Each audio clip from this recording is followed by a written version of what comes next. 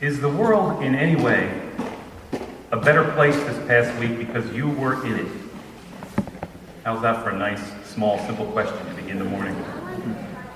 Well, this is something of what I'd like to talk about today. Is the world in any way a better place because we are in it? Or more specifically, does anyone out there know their life improved by our presence in the world this past week? Did we make this world a better place for anyone during these past 7 days? Think about it. We also often bemoan the problems and the wrongs of the world, but the real question, the real issue always is, what are we doing about things? What are we contributing? This is the real question that the quality of any life ultimately comes down to, and what our whole Christian discipleship really ultimately comes down to. Simply, are we making things better or worse? Through us, does anyone know this world a better place? A famous preacher once said, if you want life at its highest, you need only do one thing. Make it a rule and pray to God to help you to keep it. Never, if possible, to lie down at night without being able to say, I have made one human being at least a little wiser, a little happier, a little stronger, their life a little bit better this day. Is this our foremost goal as Christians? Is this our foremost goal as a church? Notice how the two are tied, the life we find and the life we offer. Picking up on our discussion last week in which we noted that true strength for living comes ultimately through seeking to get our lives focused around being part of God's saving work in the world, today I'd like to explore something of how we might actually do this. Our topic for today, the kind of people who make this world a better place. This morning in our study of famous characters from the Old Testament, we once again jump ahead a few centuries in the story, and our text today involving a number of characters, most notably Eli and Hannah. Hannah being particularly important as in our reading today she becomes the mother of Samuel. Samuel being a key figure in the history of Israel. As you may recall from last week, for the first roughly 4 centuries following the conquest of Canaan, the 12 tribes of Israel had no centralized government, but were instead rather just a loose confederacy, occasionally united around a spirit-filled warrior leader, a so-called judge, whom God would raise up to lead the people against some particular enemy. Well, now Israel is about to shift to a new form of government, to a monarchy, and that is to be ruled by kings. It is a key moment in the story as Israel, in becoming a kingdom, will reach arguably the heights of its world power. And within this shift, Samuel serves the vital linking function of being both the last of the judges and the first of a new breed of prophets, through which God will seek to guide the people, and most especially the kings of Israel. Now, our text today involves the events leading up to Samuel's entry into the world, and it's a text that works on a whole variety of levels, deals with all sorts of intriguing issues and themes, family dynamics and tensions, the power of prayer, the importance of self-worth and of sacrifice.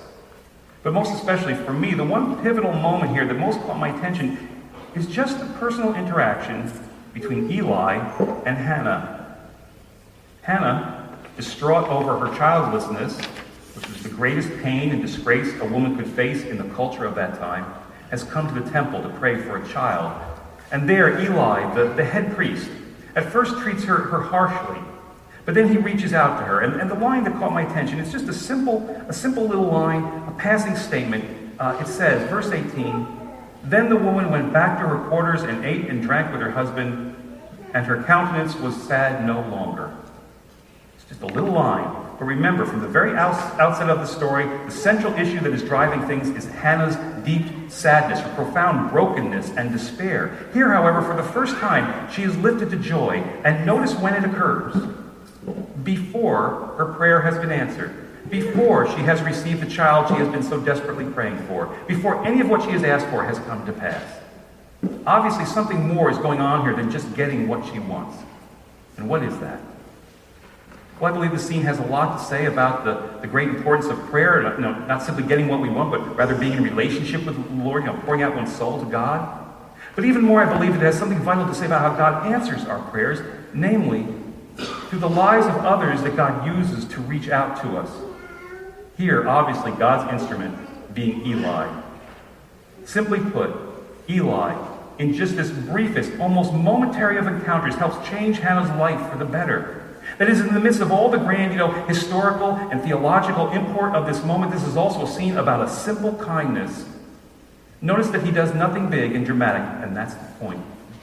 That it often takes so little It's just a small, simple kindness that makes the world a better place for someone, that begins the transformation of the world. Eli becomes an instrument for God that turns Hannah's life around, lets her know joy for the first time in a long time, helps her to keep going for another day, and in this plays a huge part in God's saving work through this woman and her family of the whole world, making the whole world a better place. And in hindsight, we know this also to be one of the finest moments in Eli's own broken and hurting life, the part that he plays here. And this is what I'd like to reflect upon. Some thoughts from this scene about the simple acts of lives that make this world a better place for someone. 4 thoughts. First, lives that make this world a better place seek to understand. In the story, of course, the scene begins with Hannah, praying fervently in the temple, and apparently she's so into it, she's almost frantic, and her lips are moving silently, right? As far as Eli can tell, the woman is drunk, and understand this is the First United Methodist Church of Shiloh, We can't have that going on here. Eli's bugged, Eli says, "Get out of here, you drunken woman." Hannah explains her actions, and notice what Eli does. He listens, and he understands. Maybe he's had some days when he's prayed like this himself, and from what other texts reveal of the problems in his own family, he probably has. But whatever, think about this. He listens, and he understands. Do you realize how huge this is?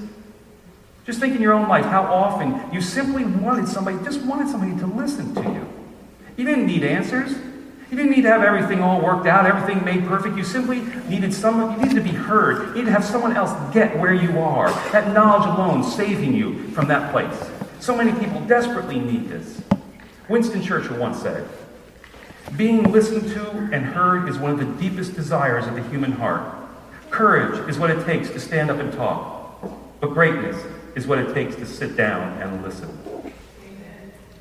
Eli, he puts his judgment aside and his own point of view to instead listen, to try to understand. How about us? People who make this world a better place seek first somebody to understand, and then to have their actions guided by their understanding of that person, not simply by their own point of view, which they brought into things, Consider the following poem. It was written by an elderly woman living in a nursing home in Ireland, and it was found among her things when she died, and it reads, "What do you see, nurses? What do you see? What are you thinking when you look at me? A crabby old woman, not very wise, uncertain of habit, with faraway eyes, who dribbles her food and makes no reply when you say in a loud voice, 'I do wish you'd try,' who forever is losing a sock or a shoe, who, unresisting or not, lets you do as you will, with bathing and feeding the long day to fill. Is that what you think? Is that what you see? Open your eyes, nurse. You're not looking at me. I'll tell you who I am as I sit here so still, as I move at your bidding and I eat at your will. I'm a small child of 10, with a father and mother, brothers and sisters who loved one another. A young girl of 16 with wings on her feet, dreaming that soon now a lover she'll meet. A bride soon at 20, my heart gives a leap, remembering the vows that I promised to keep. At 25 now, I have young of my own, who need me to build a secure, happy home. A woman of 30, my young grow up so fast, bound to each other with ties that should last. At 40, my young sons have grown and are gone, but my man is beside me to see I don't mourn. At 50, once more, babies play around my knee. Again, we know children, my loved one and me. Dark days come upon me, my husband is dead. I look at the future and I shudder with dread. For my young are all rearing young of their own, and I think of the years and the love that I've known. I'm an old woman now, and nature is cruel. 'Tis her jest to make old age look like a fool. The body it crumbles, grace and vigor depart. There is now a stone where I once had a heart. But inside this old carcass a young girl still dwells, and now and again my battered heart swells. I remember the joys and I remember the pain, and I'm living and loving life over again. I think of all the years, all too few, gone too fast, and accept the stark fact that nothing can last. Open your eyes, nurse, open and see. Not an empty old woman. Look closer. See me." Lives that make this world a better place first seek to understand. Secondly, then they seek to affirm. Having listened to and understood her explanation for her behavior, Eli offers Hannah a very kind blessing. "Go in peace," he says, "and may God grant you what you have requested.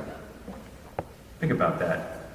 It may not seem like much, but talk about the words that Hannah most wanted to hear, especially from the clergy person, right? Eli secondly offers Hannah good words, most especially words that affirm her request, that affirm her life, that affirm her. Once again, how about us? Do we offer good words?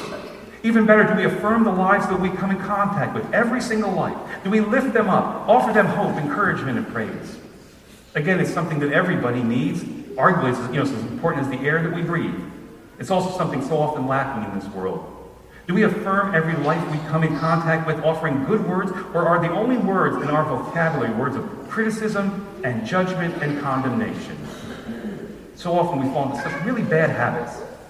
Christian author Carol Kent writes, "One day when my son Jason was very young, we were eating breakfast together. I had on an old pair of slacks and a ratty old fuzzy sweater. He flashed me his baby blues at me over the cereal bowl and said, 'Mommy, you look so pretty today.' I couldn't believe it. I didn't even have any makeup on. Feeling so good about myself, I actually blushed a little bit and I said, 'Honey, why should you say I look pretty today? Normally I'm all dressed up in a suit and high heels.' To which he replied, 'Yeah, I know. But when you look like that, I know you're going somewhere. When you're a mess like this, I know you're all mine.'"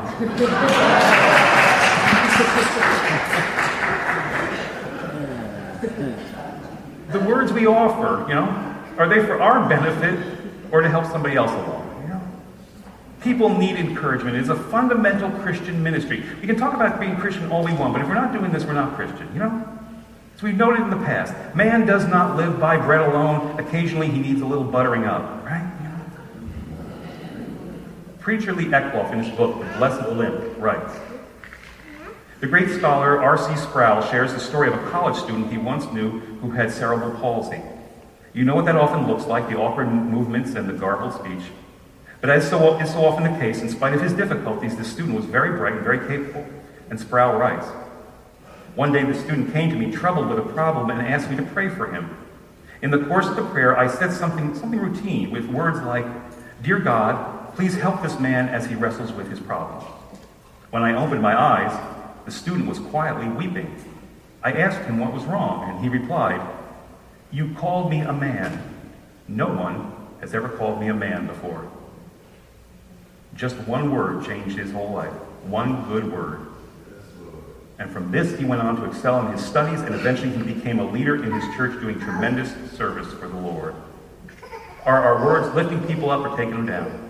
Lives that make this world a better place, secondly, seek to affirm. And then thirdly, they seek to change. In all of this, still another fact that caught my attention is simply how Eli, having made his original assessment that Hannah is drunk, comes to realize that he is wrong, and then he backs down. He changes. He repents, immediately. Once again, the text, it seems like such a simple thing, but again, just think about how huge and how rare and how important this is. Without this one step, the relationship between these two would remain broken and hurt, and without this, Eli could offer nothing good. Applying this to our own lives, how often are we making this world worse, more tense and angry and broken because of our rigidity? We're never wrong, right? We never apologize. We always have to have our own way, forcing everyone to match us and to go along with us. Simply put, how does someone in this world today need us to back down, to admit that we are wrong, to apologize, and to alter our way on behalf of them, to be affected by the lives of those around us? Someone once said, "A good rule for going through life is to keep the heart a little softer than the head." Lives that make this world a better place, they don't just bully their way through, insisting on their own way. They're more open to letting others affect them and to change them and to move them. Bruce Barton, one of the original partners in the legendary advertising agency of Batten, Barton, Durston, and Osborne, he once told the following story. He writes, "One day on my first job as a young man in New York, a matter came up about which I happened to have the facts. My boss disagreed, and though I put up a good argument, he somewhat abruptly and quite embarrassingly overruled me. I was living those days in a room at the 23rd Street Y, for which I paid $7 a week. His home was a fair-sized mansion requiring 10 servants. The morning after our argument, the telephone rang while I was dressing, and I wondered who in New York could be calling me so early. To my amazement, it was the boss. Said he, I have been up all night thinking about our discussion of yesterday, and I just want you to know that you were right and I was wrong. I will implement your proposal to start a business today and give you full credit. I do hope that you can forgive me. The boss with an income of $100,000 a year calling up $40 a week youngster to say, I was wrong. Of course I could forgive him. And in that one phone call, he taught me more about true greatness than I had ever learned before. One call changed the whole course of my life. It has been said that being right is overrated. Even a broken clock is right twice a day. Yeah. Lives that make this world a better place. Thirdly, they seek to change, to back down, and to bend and to move on behalf of the lives of those that they come in contact with. Are we doing this? Finally, fourth, lives that make this world a better place seek to give. In the end, of course, what we finally see in the encounter between Eli and Hannah, what ultimately lifts her out of the doldrums and touches her life and the world for the better, is that in all of this, Eli goes out of his way to give some good to her. It's not much, it's just a moment of listening, just a couple of brief words, but it's all that's needed. Understand, he didn't have to do anything for her, but he did. And that little more than what was required made all the difference. And this is our final lesson here. To make a point to give some good to everyone that we come in contact with. Not that this means that we have to become, totally involved in every single life that passes our way, but rather simply to offer some small good, something more than we have to everyone. A smile, a kind word, a listening ear, simply being the one person in their day or maybe in their whole life who's not so busy and annoyed and criticizing and complaining and judging. To be a people who strive to give something good to everyone we come in contact with. To go that tiny bit out of our way. To offer something to the other person. That tiny bit more that so often makes all the difference in their lives. And that when we look back on it, same with ours. One author writes, there once was a boy named Paul. And when he was quite young, Paul's father had one of the first telephones in their neighborhood. Paul was too little to reach the telephone, but he used to listen with fascination when his mother talked to it. Then Paul discovered that somewhere inside this wonderful device lived an amazing person. Her name was Information Please. And there was nothing she did not know. Information Please could supply anybody's number and the correct time. Paul's first personal experience with this genie in a bottle came one day while his mother was visiting a neighbor. Amusing himself at the tool bench in the basement, Paul whacked his finger with a hammer. The pain was terrible, but there didn't seem to be any reason in crying because there was no one around to give him sympathy. He walked around the house, sucking his throbbing finger, and finally arriving at the stairway, and there it was, the telephone. Quickly, Paul ran for the footstool in the parlor and dragged it to the landing. Climbing up, he unhooked the receiver in the parlor and held it to his ear. Information, please, he said into the mouthpiece just above his head.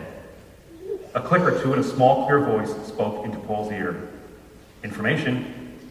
I hurt my finger, Paul wailed into the phone. There was a slight pause, then, isn't your mother home? Came the question. Nobody's home but me, Paul blubbered. Are you bleeding? The voice asked. No, he replied. I hit my finger with a hammer and it hurts. Can you open your icebox? She asked. And he said he could. Then chip off a little piece of ice and hold it on your finger, said the voice. And she was right. It felt better. After that, Paul called Information Please for everything. He asked her for help with his geography, and she told him where Philadelphia was. She helped him with his math. She told Paul that his pet chipmunk, which he had caught in the park just the day before, could eat fruit and nuts. Then there was the time Petey, the pet canary, died. Paul called and told her the sad story. She listened, then said the usual things that grown-ups say to soothe the child, but Paul was inconsolable. He asked her, why is it that birds should sing so beautifully and bring joy to all families, only to end up as a heap of feathers on the bottom of a cage?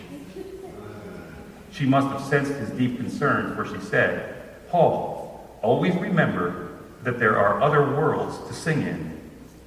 And somehow he felt better. When Paul was 9 years old, his family moved across the country to Boston. Paul missed his friend very much, but Information Please belonged in that old wooden box back home. He somehow never thought of trying the tall, shiny new phone that sat on the table in the hall. As he grew into his teens, the memories of those childhood conversations never really left him. Often in moments of doubt and perplexity, Paul would recall the serene sense of security he had then. He appreciated now how patient, understanding, and kind she was to have spent her time with a little boy. A few years later, on his way west to college, Paul's plane put down in Seattle. He had about a half an hour or so between planes, and he spent 15 minutes on the phone with his sister who lived there now. Then, without even thinking about what he was doing, Paul dialed his hometown operator and said, "Information, please." And miraculously, he heard the small, clear voice that he knew so well. Information. He hadn't planned on this, but he heard himself saying, "Could you please tell me how to spell the word fix?" There was a long pause, and then came the soft-spoken answer, "I guess your finger must have healed by now." Paul laughed. "So it is really still you. I wonder if you have any idea how much you meant to me during that time." "I wonder," she said, "if you know how much your calls meant to me. I never had any children of my own, and I used to look forward to our talks." Paul told her how often he had thought of her over the years, and asked if he could call her again when he came back into town to visit his sister. "Please do," she said, "and just ask for Sally." 3 months later, Paul was back in Seattle, and a different voice answered. "Information." He asked for Sally. "Are you a friend?" she asked. "Yes, a very old friend," Paul answered. "I'm sorry to have to tell you this," she said, "but Sally has been working part-time the last few years because she was sick, and she died 5 weeks ago." Before he could hang up, she said, "Wait a minute, though. Is this Paul?" "Yes," Paul replied. "Well, Sally left a message for you.